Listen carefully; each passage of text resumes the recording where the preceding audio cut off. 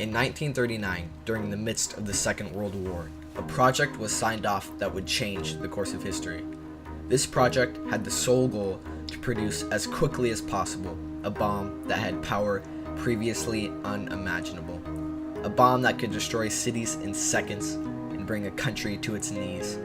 This endeavor that would change history was known only by one name: the Manhattan Project.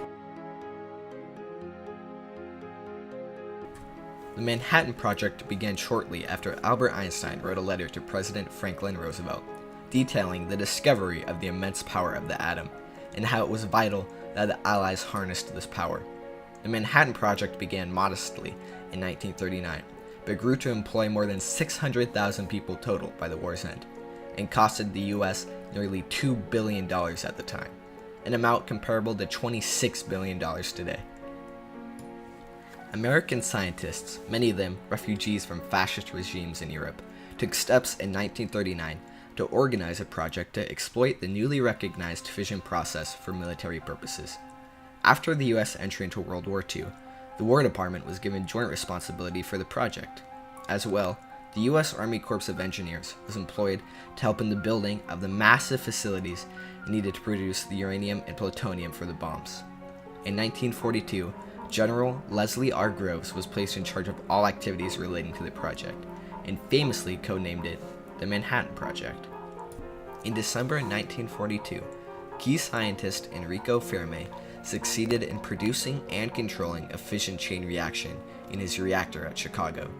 Production of plutonium and uranium was ramped up shortly after to prepare for the upcoming tests. Of the hundreds of thousands working on the Manhattan Project, only a small handful had any idea what the project was about. This was, of course, intentional.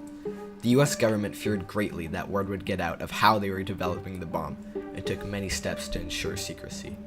Locations for the project were kept to unpopulated areas. Military police guarded every site, factory, and lab, and all messages of the hundreds of thousands of workers were closely monitored and censored.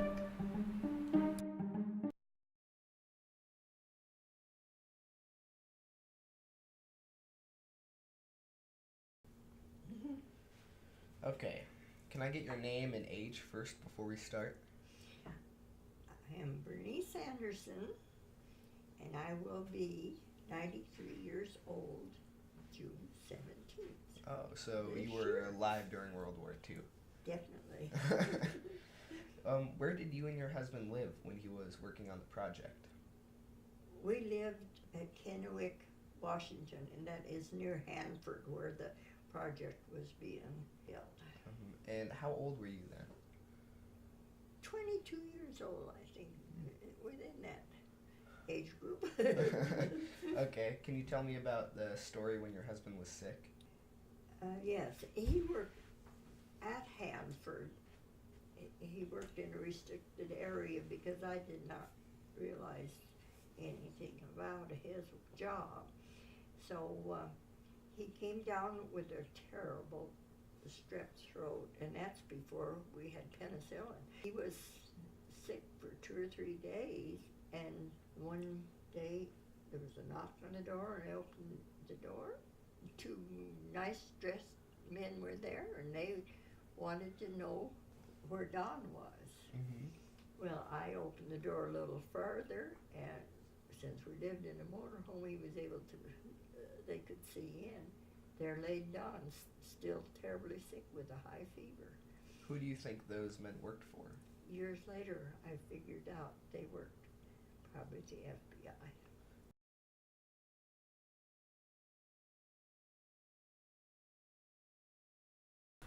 In May of 1945, enough plutonium had been produced to create a nuclear bomb. The first atomic bomb was exploded at 5:30 a.m. on July 16, 1945, at a site on the Alamogordo Air Base. The bomb was detonated on top of a steel tower surrounded by scientific equipment, with remote monitoring taking place in bunkers occupied by scientists and a few dignitaries 10,000 yards away. The explosion came as an intense light flash, a sudden wave of heat, and a tremendous roar as the shockwave passed and echoed in the valley. A ball of fire rose rapidly, followed by a mushroom cloud extending to 40,000 feet. The bomb generated an explosive power equivalent to 20,000 tons of TNT. The massive steel tower was completely vaporized, and the surrounding desert surface fused to glass in a radius of 2,000 feet. The scientists were shocked. None of them had predicted the size and power of the explosion, and urged the US military to not use the bomb on the populated cities of Japan. Despite their objections, 1 month later, an American B-29 bomber dropped the world's first atomic bomb over the Japanese city of Hiroshima. The explosion wiped out 90% of the city and immediately killed 80,000 people. 3 days later, a second B-29 bomber dropped another atomic bomb on Nagasaki, killing an estimated 40,000 people.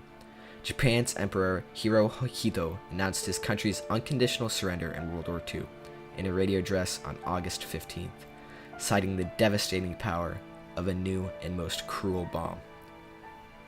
The war had been won, and the Manhattan Project was a complete success.